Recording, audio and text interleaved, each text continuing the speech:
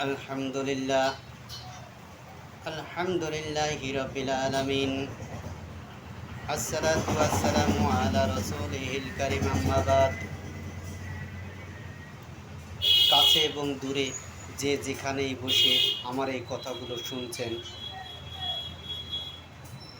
সবার প্রতি রইল আমার আন্তরিক শুভেচ্ছা ও মুবারকবাদ এবং সালাম। আসসালামু আলাইকুম ওয়া রাহমাতুল্লাহি ওয়া বারাকাতুহু।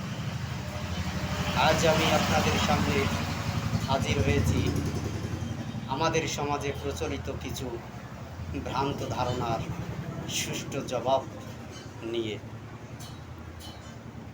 আমাদের সমাজে আমরা অনেকেই জানি, সেই ছোট থাকতে থাকতে আমরা শুনে আসছি, শুনেই বড় হয়েছি যে মাহবুবে সুবানি, কুতুবে রব্বানি, পীরে পিরানি জনাব মোহাম্মদ মহিউদ্দিন আব্দুল কাদের জিলানি যখন জন্মগ্রহণ করেছিলেন তখন তিনি নাকি মায়ের পেট থেকে 18 পারা কোরআন মুখস্থ করে দুনিয়ার বুকে ভূমিষ্ঠ হয়েছিলেন।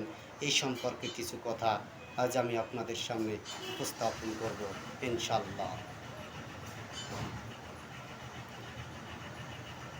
তা শুন, প্রথমেই জেনে নিই আমার আল্লাহ রাব্বুল আলামিন কি বলেন। আল্লাহ রাব্বুল আলামিন পবিত্র কোরআনের সূরা নেহালের 78 নম্বর আয়াতের ভিতরে আমাদেরকে একথা তিনি জানিয়ে দিয়েছেন। আল্লাহ রাব্বুল আলামিন বলেন,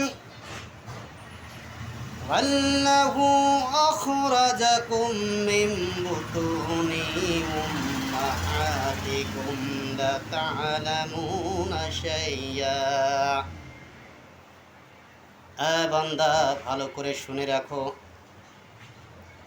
আমি তোমাদেরকে মায়ের পেটসমূহ হতে বের করেছি, আর এমন অবস্থায় তোমাদেরকে বের করেছি যখন তোমরা কিছুই জানতে না।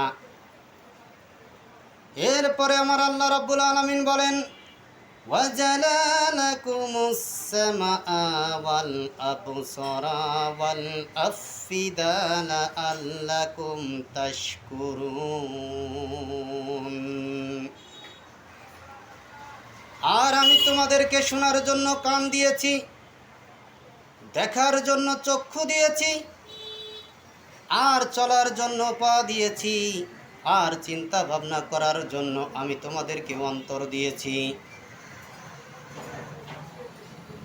এরপরেও যদি তোমরা স্বীকার না করো, যদি না জানো, তাহলে আল্লাহ রাব্বুল আলামিন বলেন তোমরা অবশ্যই আমার পাকড়ের শিকার হবে। আল্লাহ রাব্বুল আলামিন বলেন, ওয়াল কিতাবিল মুবিন। একবার ভাবো এই সুস্পষ্ট গ্রন্থখানার কথা। অতএব এ থেকে আমরা জানতে পারলাম আল্লাহ রাব্বুল আলামিন আমরা যে দীর্ঘদিন ধরে শুনে আসছি, জেনে আসছি যে কুতুবে রব্বানি, মাহবুবে সুবানি জনাব মোহাম্মদ মহিউদ্দিন আব্দুল কাদের জিলানি পীরে পিরানি যখন দুনিয়াতে ভূমিষ্ঠ হয় তখন 18 পারা কোরআন মুখস্থ করে দুনিয়াতে ভূমিষ্ঠ হয়েছিল। কিন্তু আমার আল্লাহ রাব্বুল আলামিন বলছেন যে আল্লাহু, আর আল্লাহ রাব্বুল আলামিন আখরাজাকুম, তোমাদেরকে বের করেছেন, উম্মাহাতিকুম, তোমাদের মায়ের পেটসমূহ থেকে, লা তা'লামুনা শাইয়্যা, লা মানে না, তা'লামুনা তোমরা জানতে, শাইয়্যা কোনো কিছুই। অর্থাৎ আমি তোমাদেরকে এমন অবস্থায় বের করেছি মায়ের পেটসমূহ হতে যখন তোমরা কিছুই জানতে না। এরপর আল্লাহ রাব্বুল আলামিন বলছেন যে আমি তোমাদেরকে শোনার জন্য কান দিয়েছি, ওয়া জালালাকুমুস সামা ওয়াল আবসারা, এবং তোমাদের দেখার জন্য চক্ষু দিয়েছি, ওয়াল আফইদা, এবং তোমাদেরকে চিন্তা ভাবনা করার জন্য অন্তরসমূহ দিয়েছি। কেননা অন্তর হলো জ্ঞানের কেন্দ্রস্থল। অতএব একবার ভেবে দেখি যে আল্লাহ রাব্বুল আলামিন আমাদেরকে কি উপদেশ দিয়েছেন আর আমরা কি বিশ্বাস পোষণ করে আসছি।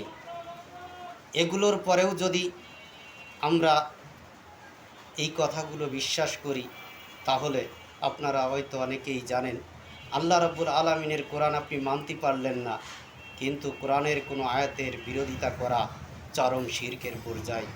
আপনি কোরআনের একটা আয়াতকে অস্বীকার করবেন, একটা শব্দকে অস্বীকার করবেন, আপনি কাফের হয়ে যাবেন।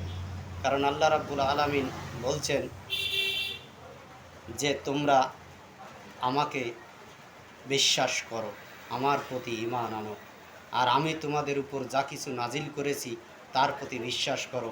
এখন আপনি যদি এই কোরআনের একটা আয়াতও যদি আপনি অস্বীকার করেন, আপনি মুসলমান থাকবেন কিনা আমার সন্দেহ হয়।